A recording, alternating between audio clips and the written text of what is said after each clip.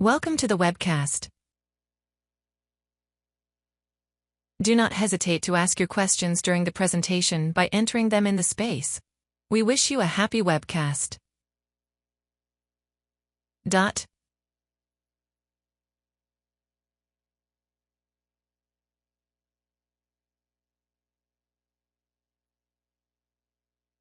Hello and welcome everyone to this second panel of 2021.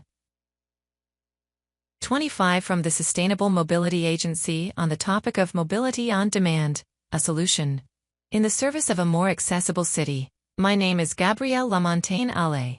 I am a specialist journalist, and it is I who will have the pleasure of leading the exchanges today.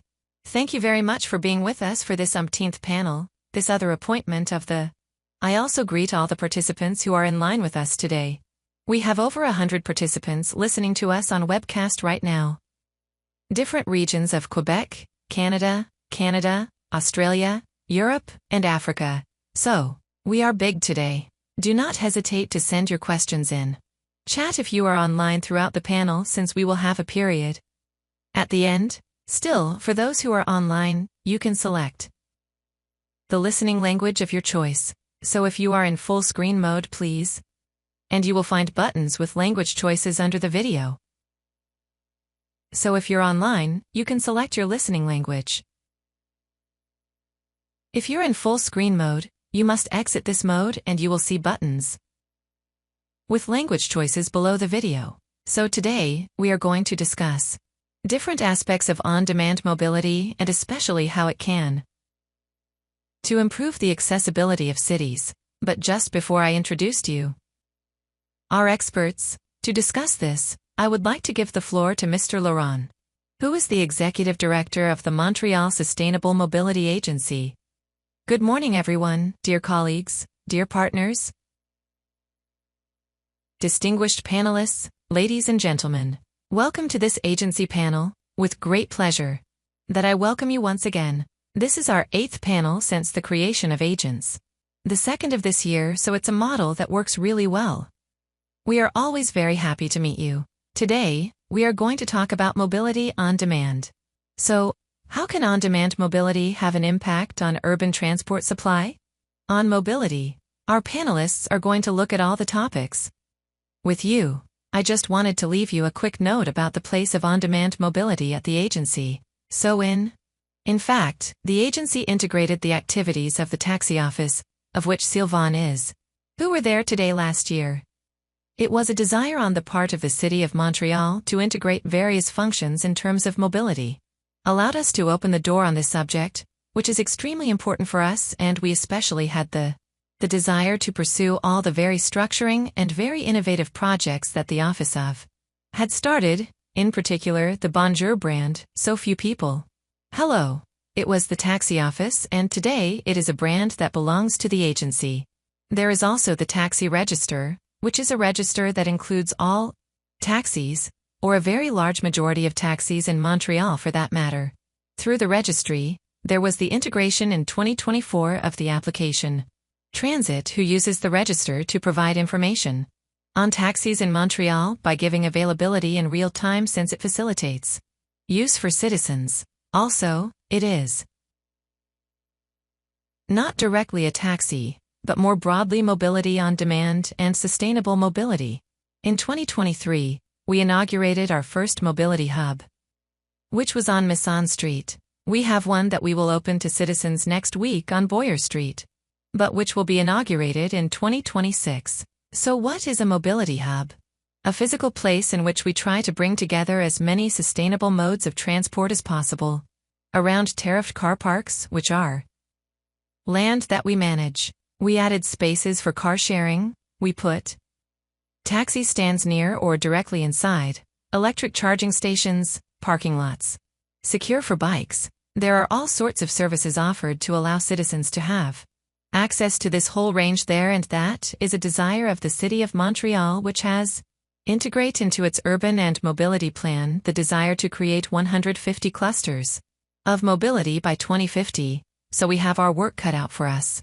In fact, for us, it's really important to tell you again to the legislative industry. From mobility on demand, that of taxis, that of other partners, too. Point you can count on a partner who wants to work with you? We think of. This is an extremely important subject on which we have a lot of great things to do and which is essential for the future of mobility in Montreal. So we hope that today's event will bring you a new perspective on certain subjects, also make it possible to promote this subject, which is currently still sometimes a. Then on behalf of the entire agency team, I want to thank you for your presence today. It makes us very happy. Whether you are there physically or online. And with these words, I am going to leave my speech. The place for our experts. Thank you. Thank you very much, Laurent, for this introduction. So, for the 8th edition of its panel, the agency decided to bring together 5 experts. Experts from Canada, Europe, and Africa to discuss the evolution of mobility on demand, its potential, its social and economic impacts, and also its capacity to respond to a major and complex mobility challenge, which is balance. So, I present them to you without further ado, starting from my extreme go. Primile Marie Saudenon, who is CEO of IGWE, international expert in urban mobility innovation and in the digital transformation of systems of informal transport, he founded IGWE, an information solution for adapted travelers. Thanks. She is interested in why and how people are adopting new technologies to get around the city. So, Primile Marie, hello. Good morning, thanks for being there. Afterwards, meet Lydia Signor, who is head of the Multimodal Mobility Department for the International Union of Public Transport, which we can reach from Brussels. Before taking responsibility for the new Multimodal Mobility Department at UATP, she has acquired professional experience in France, Peru, and Morocco. She also has experience in the coordination of stakeholders and in the management of European projects. In addition to having a degree in urban mobility planning and design. Good morning. Good morning to you. Next, I present to you Isabelle Ducharme, who is president of the board of directors of Carroul. With over 30 years of commitment to the advancement of accessibility, she sits on several advisory committees. Legislation related to transport, tourism, and public policies. She also contributes to the development accessibility standards in Canada and internationally. Hello, Isabelle. Then, we meet him in Paris. It's about being Gregory Duconti, who is the CEO of Voulog, with more than 20 years of experience in the sector of mobility. He is passionate about creating sustainable shared mobility solutions, exclusive and profitable that benefit people, communities, and the planet. As CEO of Voulog, he leads a team of 100 experts in 10 countries to make cities smarter and greener. Hello, Gregory. Good morning. And finally, on my left, Sylvain Taussignan, Director of On-Demand Mobility at the Agence de Sustainable Mobility in Montreal. With over 20 years of experience in change management and in public service, he has vast expertise and a thorough knowledge of the realities and challenges related to mobility on demand. Among these achievements, the launch of the Image Bonjour brand, which we were talking about just now, for Montreal taxis and management, and the implementation of the taxi register. Hi, Sylvain. Good morning, so thank you so much. It's up to you 5 for accepting the invitation today. We are very happy to have you with us. It is a vast subject. We were talking about mobility on demand before starting the panel. The variations are multiple, and obviously today we will only have time to provide an overview of all the possibilities offered by mobility on demand, which are alternatives to traditional transport, if we can summarize it that way. In fact, to fully understand the subject, could you tell us in turn your perspective? What does it refer to, this concept of mobility on demand, and what is different from traditional public transport? If I can tell it to myself. Well, if I can get started, well, yes. Mobility on demand means several modes of transport, which complement, in fact, which are complementary to public transport, they are described as being flexible, which meets the needs of people, but also that we can order more and more by application. It is necessary. Times by phone. What do we talk about when we talk about on-demand transport? We are talking taxis, limousines. We are talking about transport vehicles with drivers like Uber and also Lyft. We're talking about shared taxis, taxi sharing, car sharing as well. So, there are several modes. then I would not like. Forget the adapted transport that is grouped together, and if we push well, we can talk, we could go all the way to the microphone. To micromobility like, I would say, scooters maybe. And even bike sharing, in shared mode. So how is it?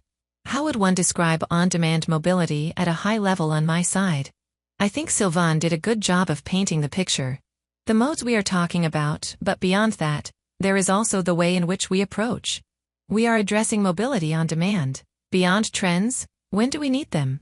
How do we do it? Is there access? What is the flexibility that also offers? How is? These different modes make it possible to navigate urban space globally and not only in some, or in certain areas. It is the field of possibilities that these modes offers users to navigate the entire territory, and not only the territories served by the classic, fundamental planned structures that we are all familiar with. This is the dimension that is interesting when approaching and using the different modes on demand. Thanks for this supplement. Does anyone want to add? In fact, yes, I would like to remind you that it really is a fashion for everyone. So you really have to think about it with the general population, whether it is disabled or not, whether she is young, old, has money, has no money. Whatever. So it's really a mode that needs to be thought out, based on the total population. Also remember that this is a mode that can often replace other modes, so it's a complement to what's already there.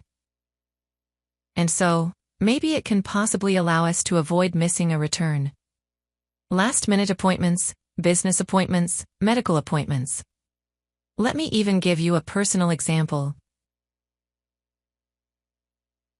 As I am currently undergoing chemotherapy treatment, I recently stopped taking medication because we were afraid. So they called me the last few minutes to say, we would have a place for you, for an example, in the hand of the heart today, as a person in to his disability, adapted transport, what we must call the day before. Most taxi companies need to call the day before. Public transit would never have allowed me to get there on time. So to have a reliable system that I can call at the last minute, like everyone, and say I need transport now to get to make all the difference. Thanks, it's super concrete. Is there anything Gregory and Lydia want to add? For my part, I think that the main thing has been said, the key word. When we talk about mobility on demand, I think it's flexibility to ensure that we can go where you want, when you want, according to your needs while. Besides that, traditional public transport is instead built on airborne routes. So, this flexibility is provided by mobility on demand, but I don't know who said it anymore. But someone talked about it. I think we need to see the whole thing. Mobility offers, since the objective of all this is to ensure that people can get around easily, simply where he wants, and all that, ideally, without having personal vehicles on their side. Thank you. Lydia, yes, it's getting more and more difficult to add something interesting, but I'm just sharing some documents with you maybe. What come to mind are we talking about flexibility? I think we should also see how of personalization that we see in several aspects in our. In fact, technology allows us to have services that are more and more personalized, which is very different from mass public transport because it was built for the masses, in itineraries with a system that actually maximizes the number of people, for a need that is cities in particular. It's very different. It's very different. It's very different. It's very different. It's very different. More and more. So I think it's in the air of the times as well. The other aspect that we may not have said is sustainable mobility. There is an aspect that is not only for people, but it is an aspect. Shared mobility is good for people, but it is also good for society. And for the planet. So there you go. I want to give you a boost. Essential needs that conventional transport does not cover, and that the mobility on demand can be presented as a solution finally, or in fact, when you think about it, yours, Lydia. Oh yeah, okay, I'm relaunching you. Yes. Indeed, we have already touched a few points in relation to this. I would like to emphasize the sustainable aspect. We're going to say, in countries like Canada, or I am in Belgium. In fact, most people say in the car, in fact. But it's not true, in fact, that everyone has a car or should pick up, depending on someone who is in the car. So in fact, if we actually think of people who don't have access by car, the and shared mobility already answer that, and we can think of young people who don't have a license. We can think of old people who can't anymore or they don't want anymore, and so it's already answered. Something that the car cannot, and that public transport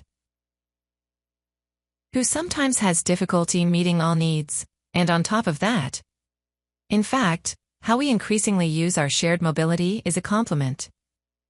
Say that in fact we are talking to people who have a car and we offer them a range of services. To tell them in fact your needs are going to be to find satisfaction in the use, more reasoned perhaps. Public transport, cycling, and shared mobility. So, it's a lot of different needs in different territories. Different, not only in the city center, but also increasingly in less. So we're seeing that more and more. Yes, we see it elsewhere in Quebec. EXO does more. Several pilot project tests on this side. Sylvain, is there anything you want to add? Just to add to what's being said. We talked about flexibility. I won't go any further on that side. On the other hand, I would like to talk about safety as well. Mobility on demand means that if we use transport, when I say safety, I talks about mobility, not just customers. What I mean by that is that if we use public transport, so transport is a bus and we have to come back home for various reasons. We have children, we have to come back. Mobility on demand can ensure that we are there quickly, if we need. Isabel mentioned it earlier, but it's a bit late. Well, mobility on demand is there. So that's important, and that ensures at the end of the line that we reduce the use of this security. Reduces the use of solo vehicles, and now I agree with what Lydia mentioned earlier. So, there is real potential to reduce car dependency. Using this complement, absolutely, good, especially if you have a good system, with synergy between all systems.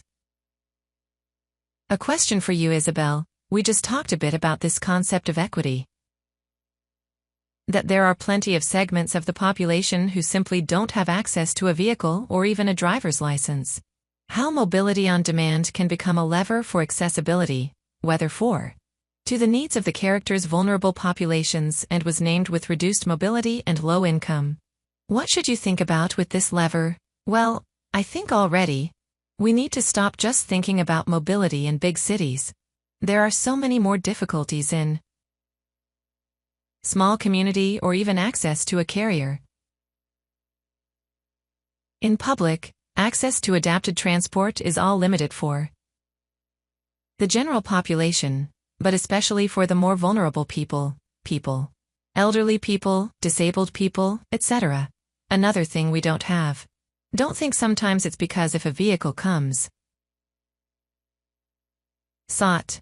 Earlier we were talking about the Bonjour brand. For me she is so important in the feeling of I know that the person who is coming now, looking for me, has been trained, understands my needs. For people from around the world and maybe even from Canada, the Bonjour brand. Days is when you arrive in Montreal, there is a branding. I am looking for the word. French. A brand called Bonjour, and therefore the vehicle marked a nice hello in big letters on his door. So, it's easy to feel safe to develop. People who are generally a bit insecure, be it a person who is on the autism spectrum or something else, I have a small downside about we have a big trend in applications. Mobile. And it's very convenient for a lot of people, but we must not forget that seniors, low-income people may not have. Access to a phone or computer or tablet, or do not include. Not functioning, there will always have to be an option on the phone that there is an option other than just mobile applications, although I do. With happiness, and finally, the last thing I wouldn't want. We also forget the importance of training for all. So, not just adapted vehicle drivers, but all the drivers, anyone who's going to drive someone, should have an awareness of the fact that an elderly person a regular taxi can take a regular vehicle, who does not necessarily have an on-ramp and therefore even a person on the spectrum of autism, a deaf person, a blind person. So, yeah, train everyone. Have a minimum of awareness of the fact that you need to adapt its service according to this clientele, and I would give one last little bit. Small example, if you don't mind, as I did a bit with my example earlier. Medical rate, well, I want to tell you that right now, with adapted transport, people often think that we don't need accessible taxis. There are not really many people who need it, but for example, who are both using the paratransit service at the moment. A service that is booked 24 hours in advance, etc., and who would celebrate their 50th anniversary as a couple and would like to go to the restaurant business. Restaurant together could be sent 2 different vehicles too, because they have different user numbers on the way and back. Happiness to go on a date, but in 2 vehicles, and not necessarily at the same time. So there you go. Thanks, Isabel. Primeal, do you want to add anything about this accessibility lever? Yes, absolutely. I am very sensitive to the anecdote that Isabel told me. In another life, I myself was at the division of a company. Taxis, adapted transport, so I sympathize with this situation. But yes, the dimension and training courses appeal to me directly because on-demand transport, as practical as it is, in the vast majority of African cities, I think that these 2 dimensions are dimensions which are lacking. The time is excessively short to explain the context a bit, but mobility and demand is a central element of African mobility, and therefore, the dimensions of security, training, supervision, to the various customers, whether they are vulnerable people, women, families with children, elderly people, etc.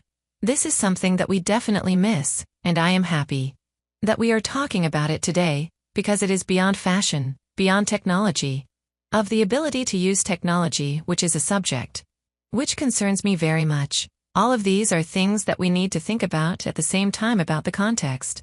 But also, I think that here too, we still have a lot of work to do to move forward. I sympathize with both Isabel and Sylvain because we have great challenges to face.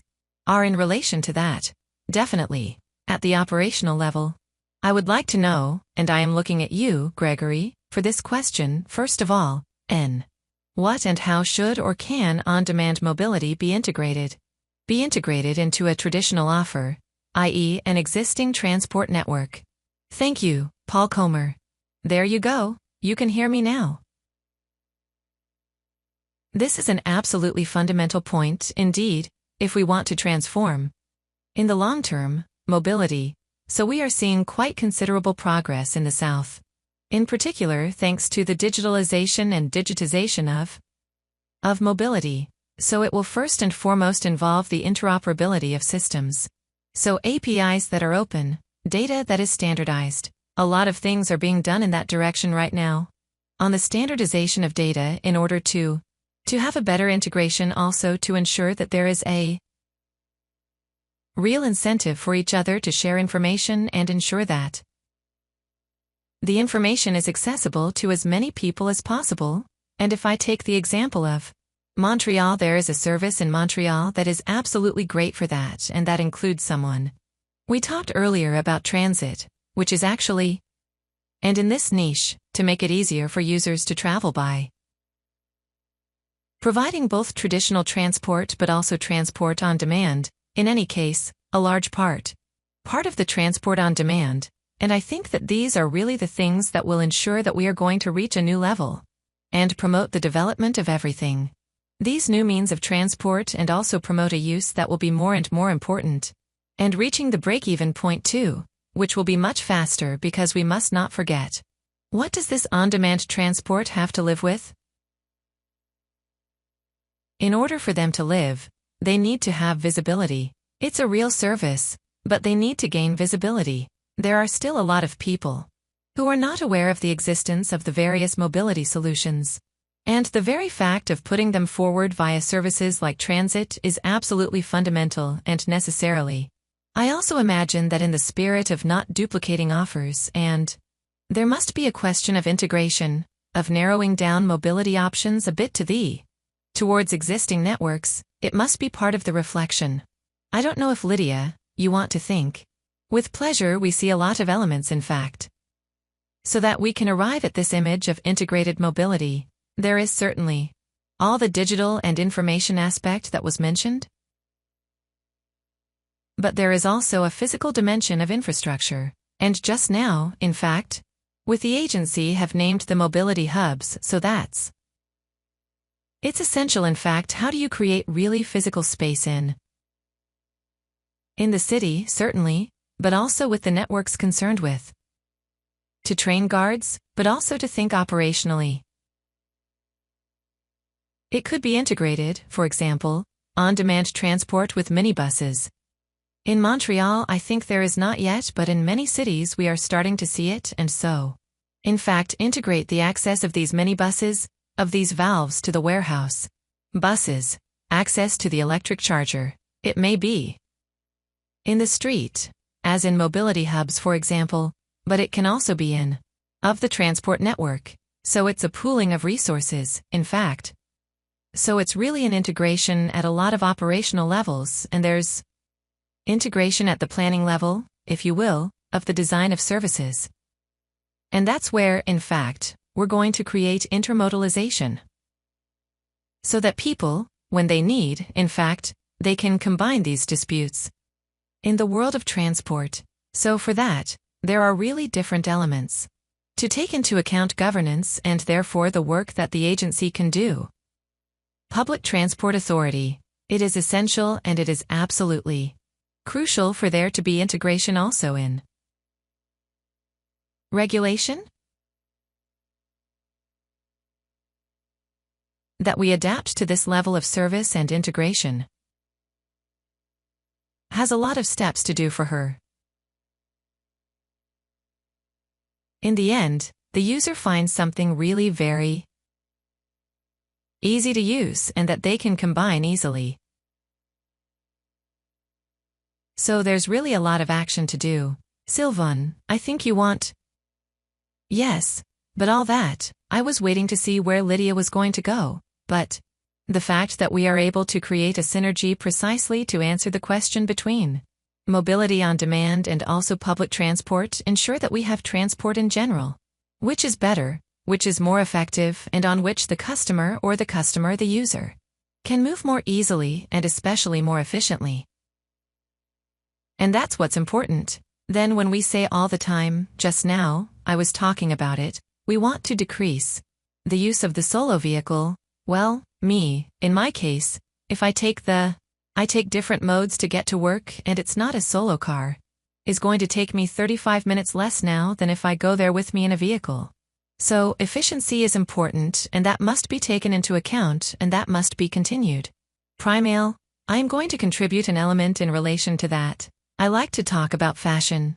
And we talk about use cases because there are so many other modes associated with the mobility and demand that we know in the countries of the emerging South, that we do not know here and that have a potential for complementarity. Great! Eladia talked about minibuses a moment ago. I think that the minivan is the mode. King transport in sub-Saharan Africa. There is no one who manages, no one who operates, no one who, knowing the reality and the performance of minibuses like sub-Saharan ones, it's amazing. And so, clearly, there is, in this mode, an opportunity and a potential, which can be inspired here and which can be developed. In addition, There are trends that we have seen appear in Southeast Asia that are also found in Africa, such as electric motorized tricycles. It's the kind of thing that's extremely flexible. Targets of small tags, extremely malleable, manipulable too. So it is an invitation that I am inviting to look at what is being done everywhere and at what can be integrated.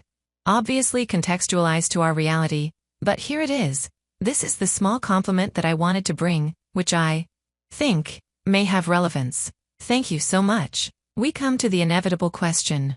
The question of financing. Who should provide the financing of these new mobilities? Are they the different levels of government, private operators, users, or a competition? Of its various actors, I don't know who wants to start first. I can get started, everyone. If we look at it, the way I see it, it's a bit in what you... Hey, it's a bit everyone, in the sense that, on the one hand, we have the financing that is private, so the companies, we are going to say private as we would say the taxi, so transport by taxi. By car sharing, you can calculate that a little bit more private.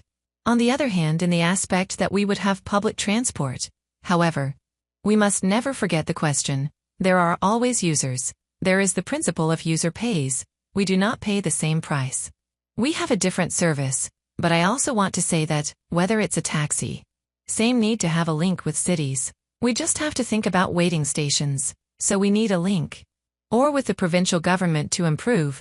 We were talking about brand image, it's important. In Montreal, there is support provided by the provincial government for the image. So, this link, even if it is private, there is a link that is important, that needs to be done. So that's a bit like that. Then, in order to have a better service, or of the user, primal, I'm going to say one.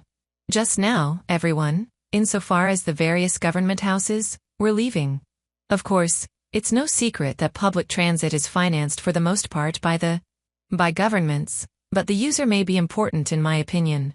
But keeping in mind respect for the concept of equity, I mean, we were talking about elderly people who may be less employed, who have earned less than those who are in employment. You have to take that dimension in the equation. I also think that, according to the methods that are implemented or explained, the bill is not always the same. So, should we also think about egg-laying of these costs in the total bill, if I may put it that way? I think it's a question that doesn't have a simple answer, that has a lot of elements, of which there are a lot of elements in the equation, and each element is worth thinking about because at the end of the day, what we are looking for is the best benefit for the user at a level of affordability that means that it will literally pay off for him to choose public transit in all its forms and modes rather than closed and solo car ownership, which, in the long run, may cost him more. That's the way I see it anyway. Definitely. Isabel, come on.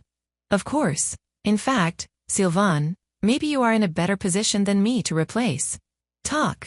But if I'm wrong, you correct me. There are a few cities in North America who, to help the driver, an accessible taxi that, automatically, we will not hide it, it will allow him take a little more time to help the lady who is having a bit of trouble walking get to the vehicle, to tie up the person, not the person, but the wheelchair of the person in the vehicle, etc. So he goes. Get compensation to the driver. And often, we say to each other, but where are we going to get this money? There are cities where it is possible. Here in Quebec with provincial law, we can't. But in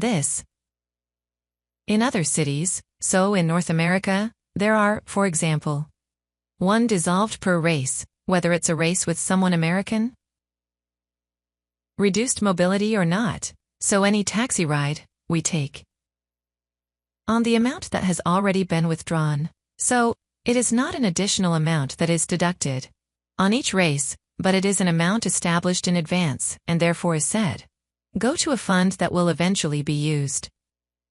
Serve to help pay for vehicle adaptations, to pay for driver training and also.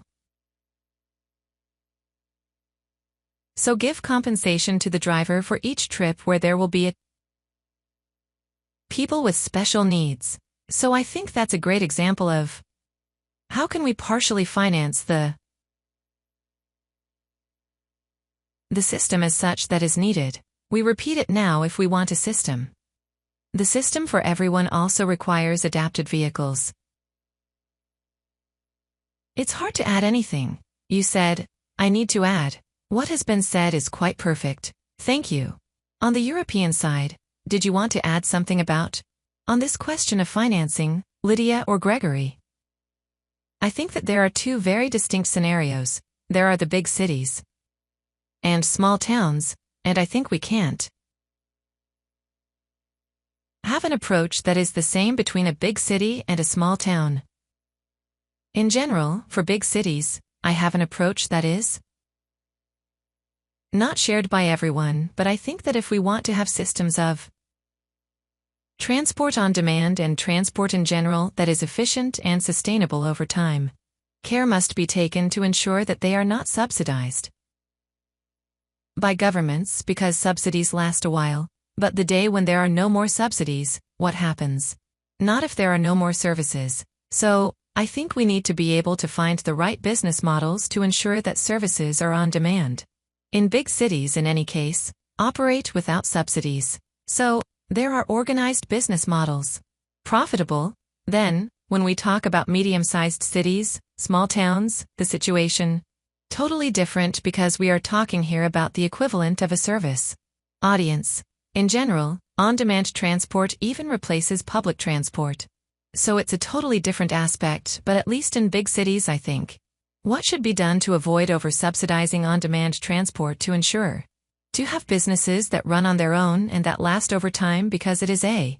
The worst thing is that people get used to on-demand transport and that on-demand transport overnight disappear, and then what happens? People come back to the private car and usually, once that happens, they have a hard time turning back. If I can comment on that, it's a very interesting point of view. Because if we go into sub-Saharan African urban mobility, the role of government and government funding is extremely low. Of course, these operations are often self-financed in the formal, and it is therefore individuals, the auto-entrepreneurs themselves, who will themselves finance their operations. I am not hiding from you that in the end, the margins are extremely low. Extremely weak, but that's what exists, that's what there is, and that's a bit the way self-structured that appeared in the 70s. So that both citizens can still benefit from urban transport. This case, where we strongly feel the absence of the government, it's a bit the reality, it's a bit the norm, and then you get used to it, you work with. This is precisely what causes there to be a shortfall, which does not allow the improvement of the car fleet. The training we were talking about earlier. This is perhaps one of the major challenges of urban mobility. African women structured in this way, and so, we have. My point is that it happens, it exists, it's extremely difficult, but, as we said a moment ago, the challenge is to find the right model of business to both allow operators to carry out their profession and for users to participate financially to the existence of a service that benefits them. Thank you so much. Last point, I think the point is also extremely important when talking about governments and potentially of their financial contribution. I think that beyond the financial contribution, which is extremely important, it is that governments put in place systems that promote implantation of transport services on demand. They promote the use. So we are more in a to find the right ratchet to ensure that, on the one hand, services come into the city. These services can be developed in a profitable way to ensure so that they have a lasting activity. Interesting. And we touched on it just now. But this technology issue, how can we take advantage?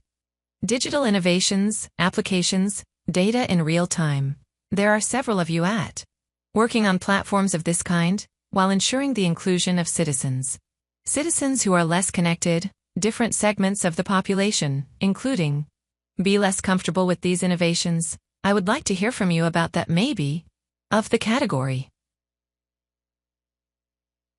Yes, indeed, it is a real subject. This is a real subject, since today, most innovations, when we talk about of mobility based on mobile applications, today, there are still few services that effectively promote inclusion So in Europe, in a certain number of countries now, we have on applications. Mobile, in particular mobility, systems to promote the use of these systems. For people with vision problems, not the visually impaired. Sighted people, but people who have vision problems, so that doesn't really fix the. It's a small step, but it doesn't solve the problem. We still see a lot of things that still revolve around the track, so finally give the ability to use mobility services by calling a telephone number, but it must be admitted that today, in general, we are still very late in this regard. Primal, you also rely on these digital innovations a lot. The interesting thing about the case I'm representing is that while digital literacy challenges are high, especially here or in North America or Europe, especially among an older population who has used to these things, the infected context is interesting because the population is extremely young, dynamic and connected. I take the opposite view of the situation. Because we are talking about 1.4 billion people, 80% of whom are under 40, and, believe me, whose digitalization is taking place at full capacity. It was funny because this question of digitization is a big accelerator for access to mobility, on demand. On the continent, but on the other hand, it still comes with literary issues. Digital or technological infrastructures to support that, but it's the problematic. But access to and use of these solutions is growing better and better on the continent. This is exactly what motivates our approach at Igwe, and it is therefore a very interesting acceleration lever for this type of mobility. After that, as far as the local context is concerned, I don't know, maybe Sylvain, if you want to intervene, or offer us food for thought in relation to that. We are looking our way, thanks. Thanks for the question, but if we look at our side, we are working with Regis.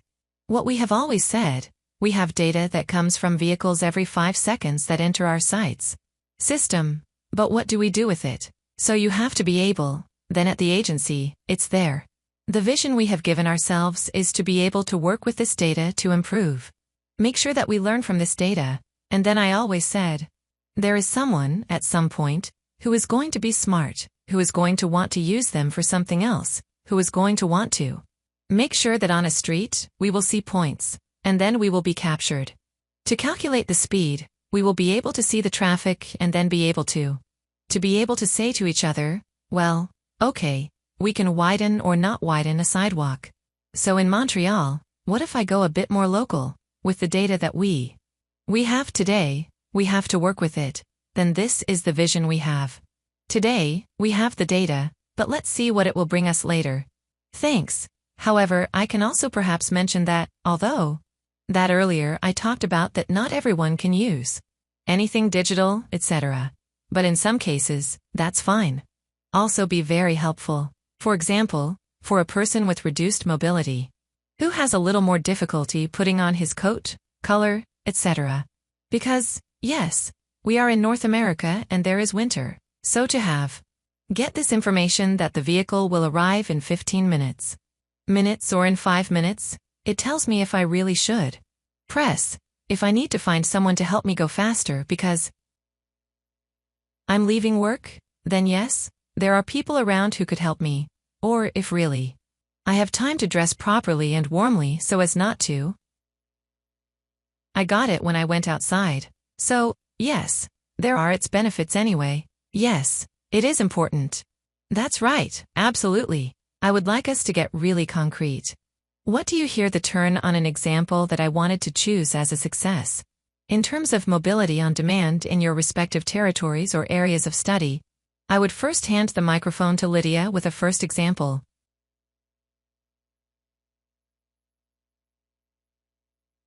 Yes, I think now you can hear me. Yes, we can hear you. Great. There are lots of examples, but before I give one or two, I proposed that there be API as a measure, in fact, of success, of a measure, of an integrated mode or system of transport. The fact that we're going to find this service or a set of services beyond the city center. It has been mentioned several times, but I think that when we start to see shared mobility beyond city centers, that's a good sign, because that shows that there is a success near Monte, which is not only in the city center. It shows that there may be success behind conditions. The public and private sector, which is a financial exchange or not. We created the conditions, different things, so that can shared mobility reach beyond the city center? So when you take that as a measure, at least a sign of success, I think I can take 2. Are there plenty of examples, services in particular? One is, in Europe, they call it a lot. Well, that's the request, but I think that in the United States, we prefer Michael. But in any case, it is a mobility transport service, which we see developing more and more. Regionally, normally, not be something about a one-time space, but which covers the whole region around the city. It requires a lot of investment on the part of the actors involved, and we are seeing it more and more with governance that is local, that is regional. A whole kind of actor around who allows a quality of service. In Germany, we can see quite a few emerging. You give one, it's called Sprinty, and it comes from Hanover, center of Germany, but in fact, it covers all the space around Hanover Alley. I think that is a very good example. Allow me, when in fact, we were talking about mechanics. Mobility at some point, when we start to see that there are services that, similarly, go beyond the city center, and even, there are municipalities around the big city that are added, and it becomes a dimension. Once again regional, this is a very good screen. Can I mention the Bilbao area in Spain? But again in Germany, that's the case, etc. Here I am offering you this criterion, and I can't wait to be. Thanks a lot, Lydia. Does anyone want to get started with another example? Primail? We were talking about the minibus, which was perhaps the king mode in on-demand transport in sub-Saharan Africa. There were several. There are several initiatives to combine or apply what we call GIS, Geographic Information Systems, so everything that is cartographic databases with informal minivan networks, so a way to digitize cartography and computer transport lines. The idea was to tell yourself that it's not because it's informal or because it's logical, local or organic, that it cannot be structured because these vehicles have lines, have axes, etc., etc. What has been interesting is that several initiatives have been made in this direction, including one in Kenya, which is called Digital Matatus. That's the name of the data in the minibus. A map of the lines has been produced so that we can locate in space and that follow-up can be established. The layout of the various existing minivan lines as a way of reconciling the infrastructure, but at the same time to produce geographic information for users, both for locals or for people visiting. It's a way to demonstrate an on-demand mode such as the informal urban minibus can still even be the subject of structuring. Just because it's handmade doesn't mean you can't put it in of the structure of the organization and that it cannot be recognized as a full mode and transport unit. That's kind of my conclusion on that. And the paradigm shift we are experiencing today on the continent, where the hula informal demand mobility had long been considered to be a bit of an approach. I wouldn't say backward, but maybe less structured or less structuring. The paradigm is changing, where today we are approaching professionalization, of digitization. In fact, mechanisms, structures, and methods of mobility are being restored to their former glory. Who did not have it in the past, but who are now accepted and recognized. Recognizes their full and complete value as the structure of African mobility. So, I think we are in the right direction, and this kind of initiative reinforces me in that sense. Interesting. Isabel, of course. This is a final small example. In fact, Carol and who worked with a taxi company, Teo Taxi, here in Montreal. Because we know, most people, when they think of a disabled person or a disabled person in a situation of disability, we automatically think of the person in a wheelchair. But you have to think more broadly, of course. There are people with rollators, people with a cane, there is a multitude. Reality, but also the other stereotype. Type, I would say, is that we think that a person with an automatic disability stays. The house, if she is lucky, will perhaps have a little visit, will be in a shelter or other, so, by doing the test with Theotaxis over a period of 3-6 months, we evaluated, so, if we put a service, accessible taxi, available 24 hours a day, 7 days a week, is it going to be used? So we were lucky that they invested a month to compensate the drivers and so that it can be done. And over this period, already in the first 2 weeks, there was an increase. 80% of requests, so it's a real percentage. We need that kind of mobility. We need these complementary services, and we need them to be subsidized. So we need to find ways to make them sustainable in the long term. Not just on a pilot project, but in the long run, whatever. Either in a big city or in a small region. Thank you. No more this short tour of concrete measures before moving on to questions from the public, maybe.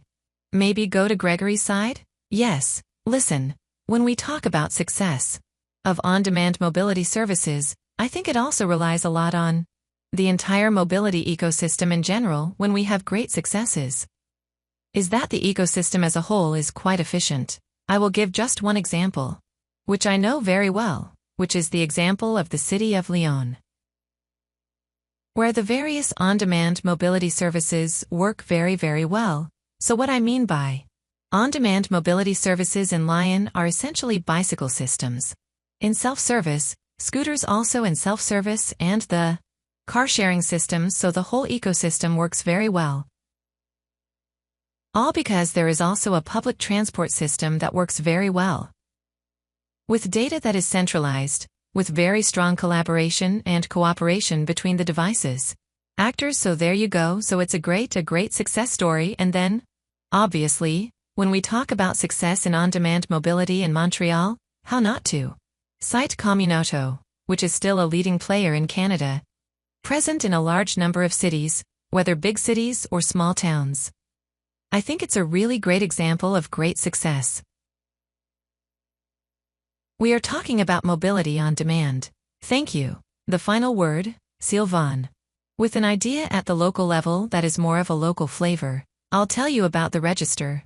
Montreal Taxis, where we managed to geolocate all taxis, but also to have just one place in a standardized way.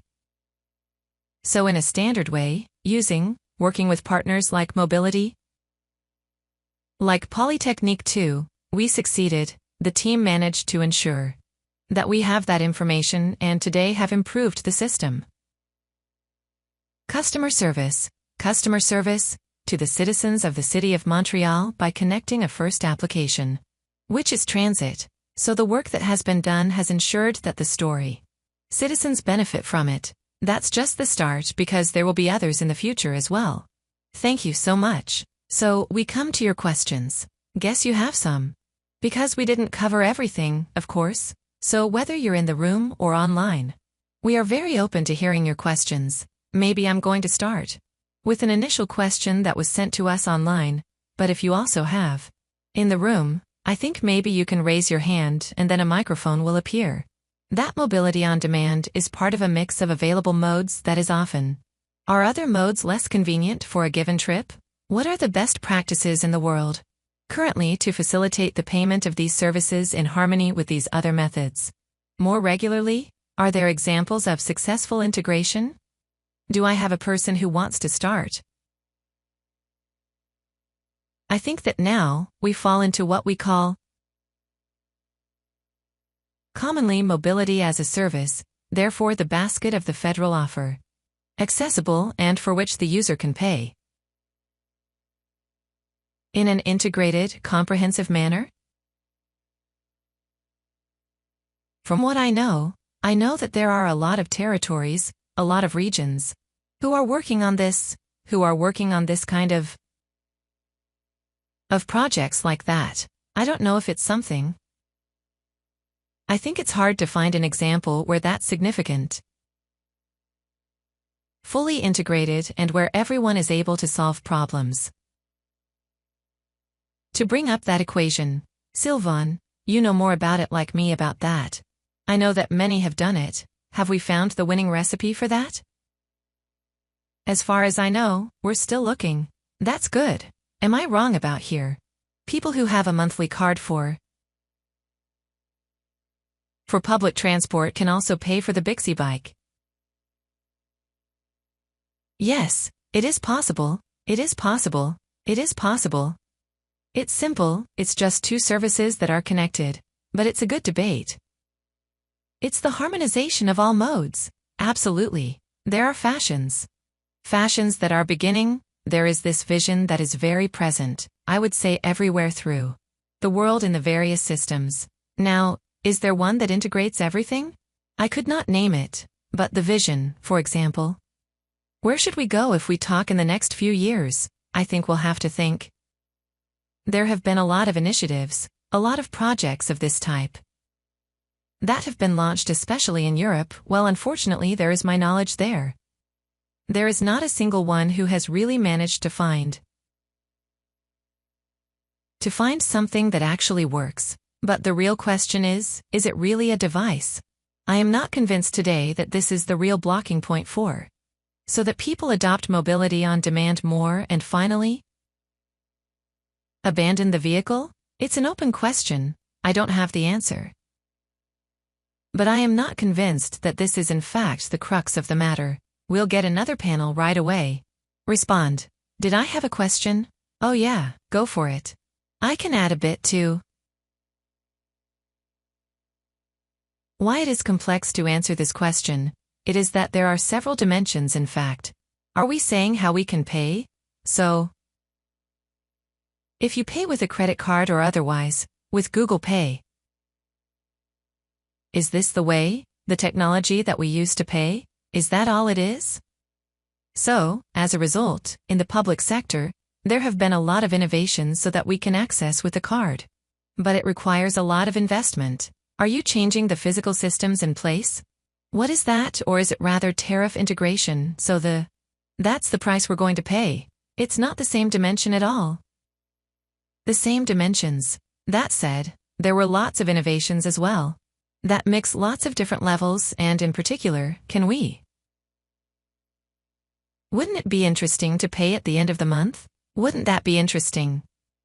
To integrate the price into other expenses. Is there, therefore?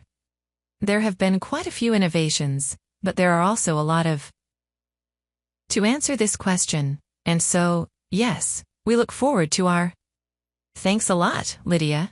So I think we have a question. Yes, maybe a bit off topic.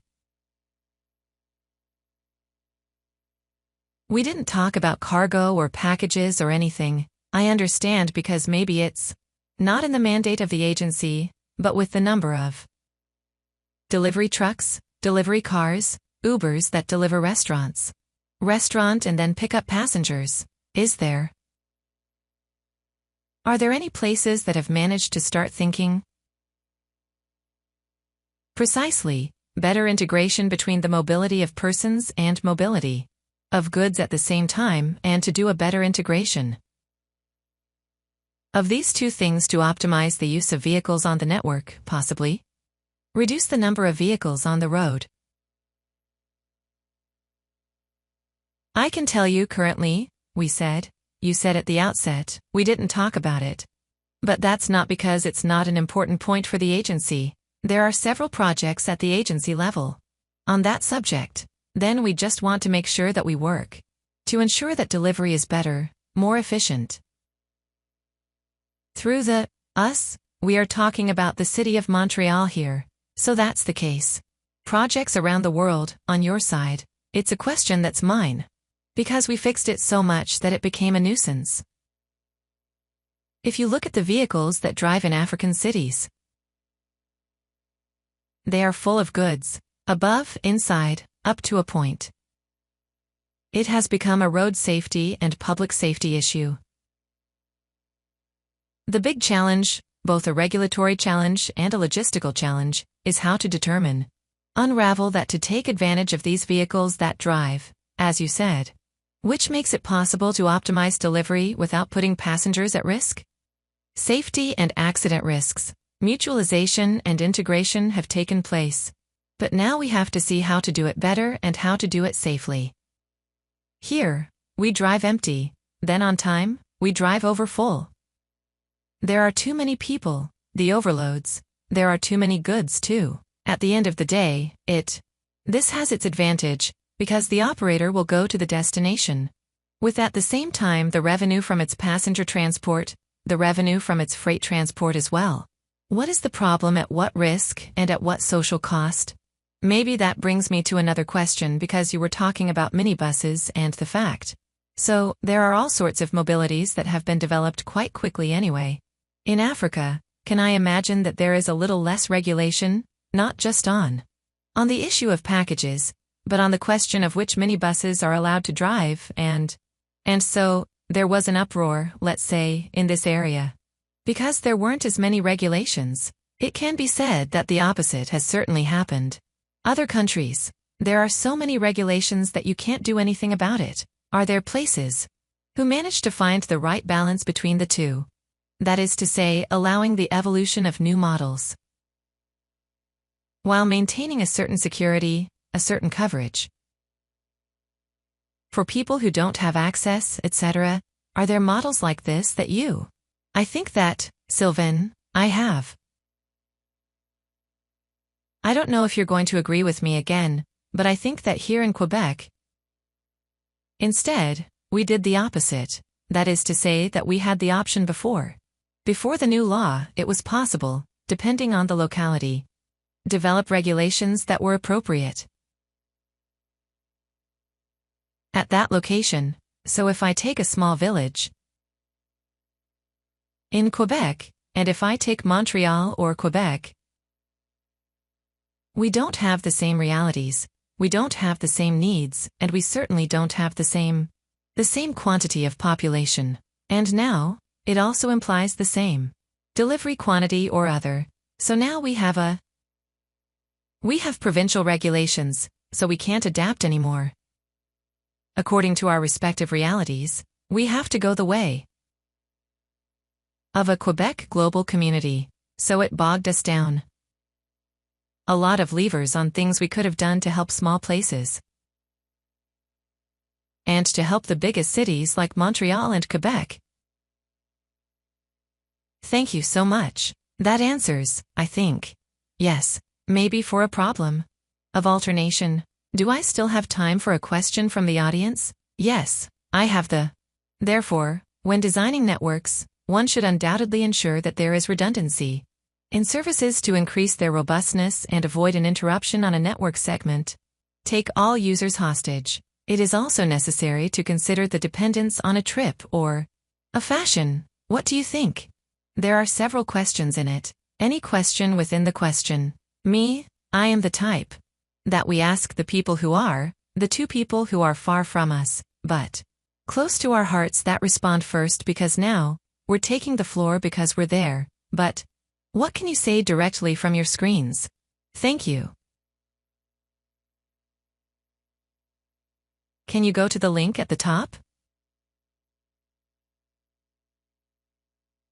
Going there is no problem. Redundancy will ensure that the service is either reliable. It's a bit the base we're talking about, the base. When do you have services you can't rely on? This is obviously a problem, and it calls into question the fact of their Daily use then problems can actually happen, but as an operator, you have to make every effort to ensure that this kind of system do not happen, or only very, very rarely do they actually implement solutions. Redundancy solutions. When we talk, I'm going to tell you about the subject I know best, which is car sharing, redundant. In car sharing, it means that when you possibly have a telephone operator who has a network problem, you need to be able to switch to a second network to ensure that the service continues to run for users who use your service. And if it doesn't switch to a network, make sure they can use the certificate via technologies such as Bluetooth, but in the end, this is what it means ensuring that the user is not at all impacted by the technical problems you may encounter. I would like to add yes. Let's go, Lydia. Yes, there is certainly a trend within a sector mode of a system, so that if there is an interruption, there is another way. Maybe the dimension that I would like to be able to keep. Access to multimodality. Precisely, we used ourselves with several shared and on-demand mobility, transport, mass transport, but also cycling, walking, why not? We have a very complex system that gives a lot of choices, and what's more, these solutions are integrated and they can be trusted not only downtown, but beyond. In fact, it allows you to switch in one mode or another when there is an interruption. It increases resilience. It's at the emotional level. How does that increase the resilience of the network exactly, of the system? And we can see it. Clearly, we are starting to see it more and more also in Montreal, I heard. When there is a problem with public transport? Is that happening? It's a single mass transport. It's a lot of people transport, so it's difficult to replace it. You can't replace it, in fact. But what we see is that, in fact, with several types of mobility on demand, for example, from here, but also as there are all others, we can see that in fact, people are switching to another system. They also take out their own bikes. They walk more, so in fact it really gives resilience and other choices for people. So it's super important. Thank you so much. I had someone in the room who had the microphone in hand. Do we have time for this last intervention?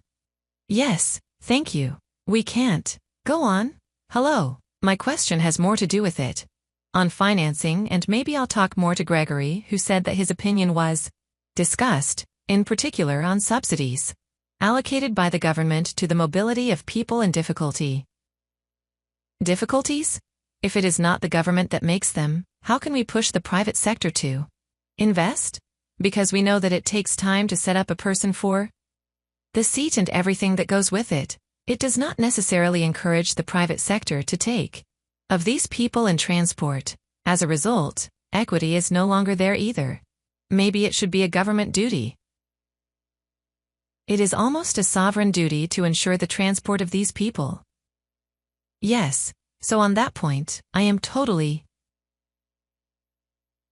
agree, and I think that the idea that was raised earlier to talk about memory of dissolved by path that are put into a background. I think this idea is absolutely fantastic, and it should be applied to all modes of transport to ensure that we promote much more inclusive solutions. When we talk about inclusion, I see two things. It's actually the people in the situation, people with disabilities, but also people who have very, very low incomes. I was giving you an example. In Lyon, for example, car-sharing operators have a specific rate for people who are in serious financial difficulty to ensure that these people are not cut off from mobility, because mobility today, it's a common good. It's something that, which is a given, you must be able to travel. So in Lyon, they have taken together, we made this decision to do something really special for people in great difficulty. Financial, but in fact the proposal that was made on the creation of a fund to promote the mobility of people with disabilities. I think it's an excellent idea, and it should actually be pushed by the government. by governments. Thanks a lot, Gregory. So I think that concludes our panel today. Unfortunately, that's all the time we have, but it's still open quite a bit of ground. Thanks again so much to you. 5. To our 5 panelists invited today. Thank you so much for playing the game. Thanks to the Sustainable Mobility Agency today also for the organization of this event. A big thank you to the team behind the tasty bites of the cocktail that you were able to enjoy earlier. It's the Resto Plateau. It's a non-profit organization whose mission is to promote inclusion, autonomy, and meet essential needs, such as social and professional integration and food security. I am also taking advantage of this to mention that there are still some left. So, if you want to continue the discussion with A afterwards, you are welcome in the atrium. Thank you from the bottom of my heart, but also on behalf of the entire team of the Montreal Sustainable Mobility Agency for all of your presence. And to everyone in the room today, also online, your contribution also through your questions to this great big discussion about mobility. The recording of the panel will be available soon in its entirety on the agency's website, if you want to review it or share it again on your networks. So, stay on the lookout for the agency's publications on the networks, as well as on upcoming events. We look forward to seeing you again, and I wish you a very nice afternoon. Bye.